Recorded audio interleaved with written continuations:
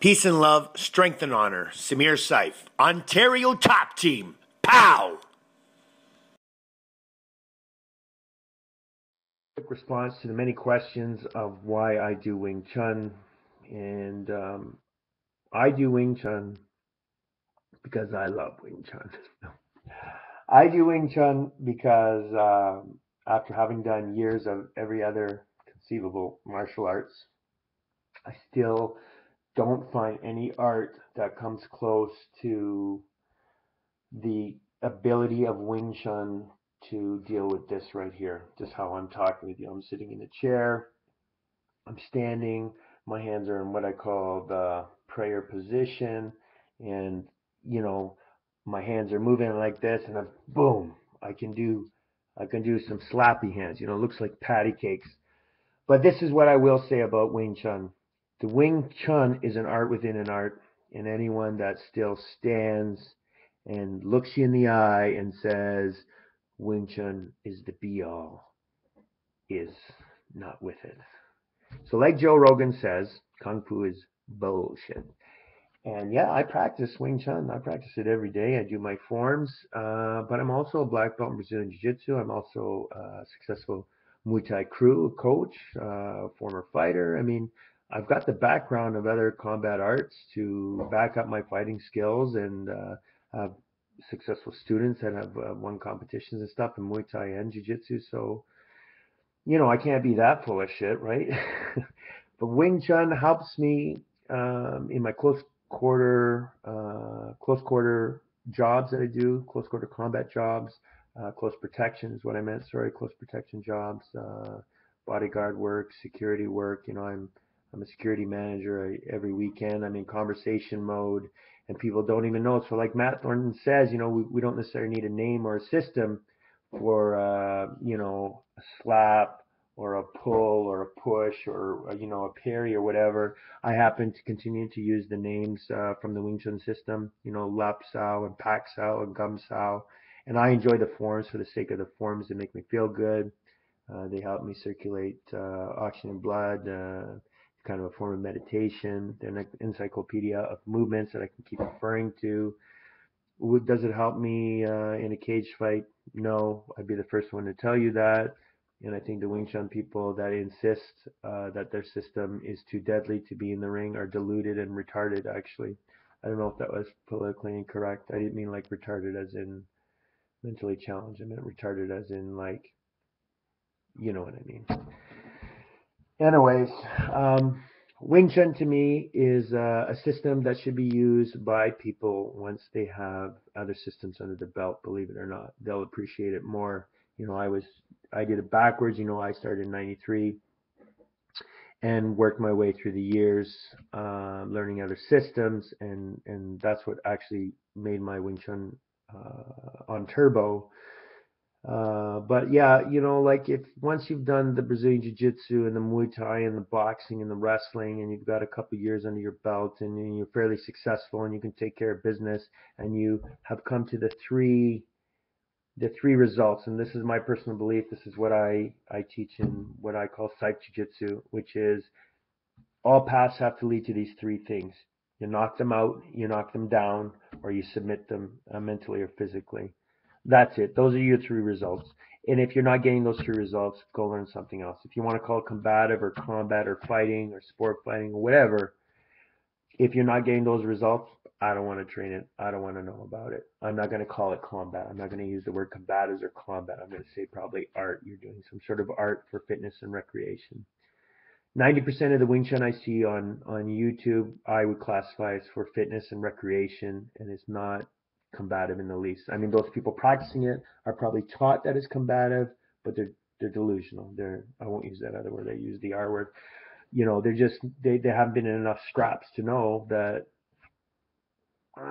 it's not going to work. And I remember saying to myself, I was in a fight in a parking lot outside of Tequila Willie's in Burlington, and I actually, don't make fun of me, did this and was like, I'm going to Jong Sao this guy, and he hooked me right in the face. And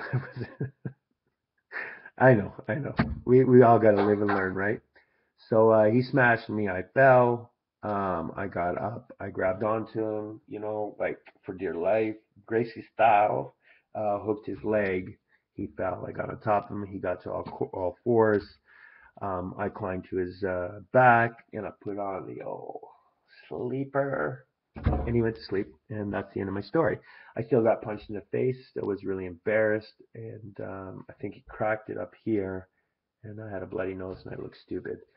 Don't like looking stupid. So that's when I still did my Wing Chun in a literal sense. I had other fighting skills. I just was like mentally saying I'm going to do this today, and I never made that mistake again.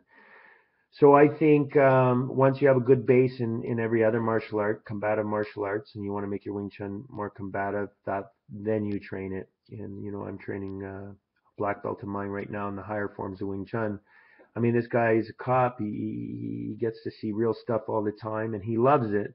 I have another cop friend, both awesome police officers. They've been in the thick of it, and they both give me great feedback. But I've also taught them how to box, how to wrestle, how to do Muay Thai, elbows, knees, clinching, you name it, they know it. So this is just cream on the cake. And they are coming from the same perspective that I am, which is this conversation. I call it conversation motor, conversation hands, where, I'm interviewing you, I'm speaking with you, and then wham, boom. So you want to call it push, pull, slap, whatever. When you come to my class, I'll call it lap sao, pak sao, gum sao, jut sao. I have names for them. But hey, I'm cool. I can be modern. I can just call it pull, push. But the idea is, it is the vehicle. I use Wing Chun as the vehicle to get to my other systems. We're in the talking mode. I just don't want to go, wham, that looks terrible on video, and everyone has a video these days.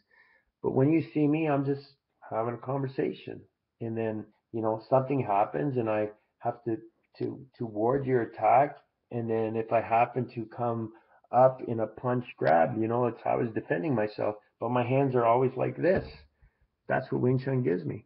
So in summary, if your Wing Chun does not get you knockout, knockdown, or submission,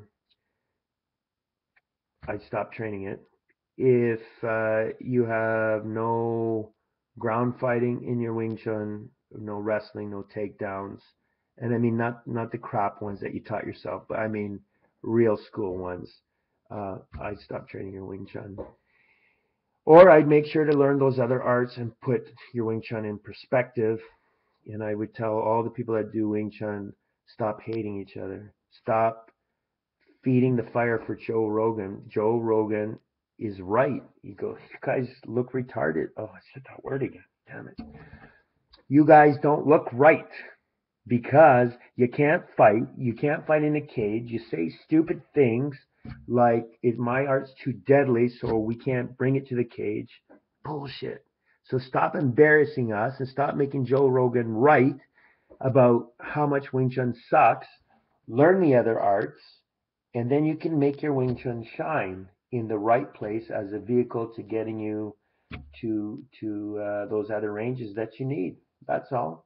So yeah, I love Wing Chun. I'll tell you, I love Wing Chun. But I also love Muay Thai, boxing, wrestling, and Brazilian Jiu-Jitsu. And I love to roll every day.